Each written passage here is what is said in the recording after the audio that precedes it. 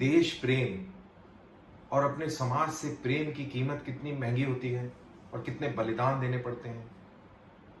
ऐसे हमारे जैसे कितने लोग हैं और इनकी तादाद करोड़ों में है जो अपने देश को बेइंतहा प्यार करते हैं और इसके लिए कुर्बान होने के लिए हमेशा तत्पर रहते हैं।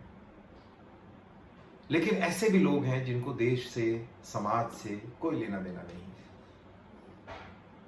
अगर आप मेरी बात माने तो मैं इसमें अधिकतर राजनेताओं को डालूंगा।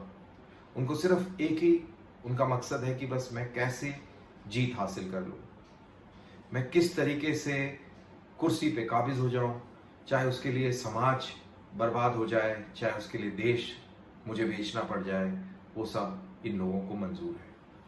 ऐसे ही बहुत सारे लोग, ड्रग स्मगलर्स, ब्लैक मार्केटिए और ऐसे कई सारे कारोबारी जो गलत तरीके इस्तेमाल करके कारोबार करते हैं, ऐसे कई सारी सरकारी मुलाजिम जो रिश्वतखोरी में मुलव्विस हैं, उनको उससे कोई मतलब नहीं कि देश का क्या होगा। उनको सिर्फ मतलब है कि मेरी तिजोरी भरती रहे। आपने देखा होगा पिछले दिनों कैसे पैसों के ढेर लोगों के घरों से निकले। आपने कई बार ऐसे वीडियो भी देखे होंगे कि किसी आईएएस आईपीएस अधिकारी का घर पे छापे पड़े और उसकी दीवारों में, अलमारियों में उनको जब तोड़ा गया तो उसके अंदर बहुत सारे पैसे मिले, सोना चांदी मिला। और इन्हीं सब के बीच में बहुत सारे ऐसे देशभक्त होंगे जिन्होंने अपना सब कुछ लुटा दिया, अपना सब कुछ न्यौछावर कर दिया, सिर्फ देश की खातिर, देश की आन बान शान की खातिर। अभी मैं कल ही एक स्टोरी पढ़ रहा था जिसमें एक व्यक्ति ने अपना घर बेच दिया और घर बेचने के बाद में एक बहुत ही शानदार तिरंगा उसने एक बनाया, बुना, और उसकी ये हसरत है कि वो उस तिरंगे को लाल किले के ऊपर फहरता देखना चाहता है। वो चाहता है कि नरेंद्र मोदी उस झंडे को फहराए।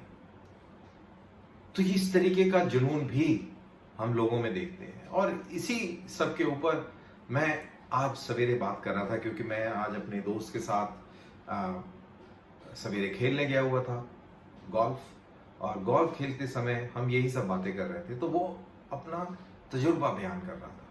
वो कह रहा था जब मैं यंग ऑफिसर था तो कश्मीर के अंदर मैं डिप्लॉयड था और हम एक गांव के कॉर्डन और सर्च में लगे हुए थे। खबर थी कि उस गांव में 2 सुदानी और 3 पाकिस्तानी आतंकवादी मौजूद हैं।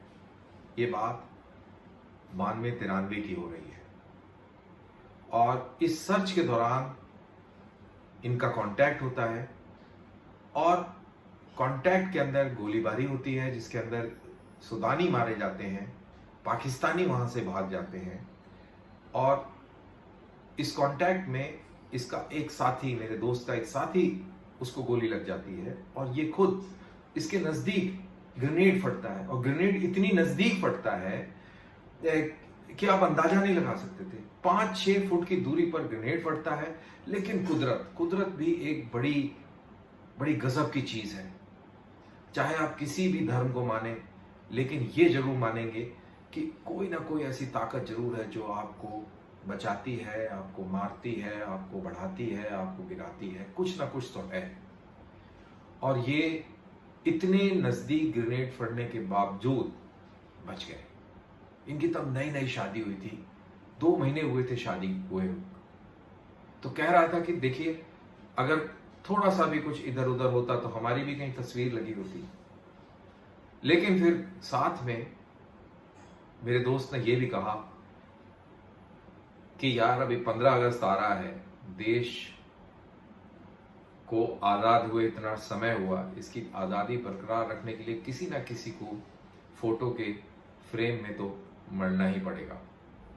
शायद भगवान ने, खुदा ने मेरे लिए कुछ और रखा था तो मैं बच गया, लेकिन मेरा साथी जिसको गोली लगी उसको फ्रेम में ही मरा जाना था, क्योंकि देश को बचाने के लिए आपको आहुति देनी होती है, देश की आज़ादी के लिए आपको आहुति देनी होती है। और आपने घर में जरूर तिरंगा लगा लिया होगा, और नहीं लगाया है तो प्लीज़ जाइए और जाके तिरंगा लगाइए। घर में तिरंगा लगाना ज़रूर है, क्योंकि संदेश है हर घर तिरंगा। और इसी के साथ मुझे दीजिए इजाज़त। जय हिंद।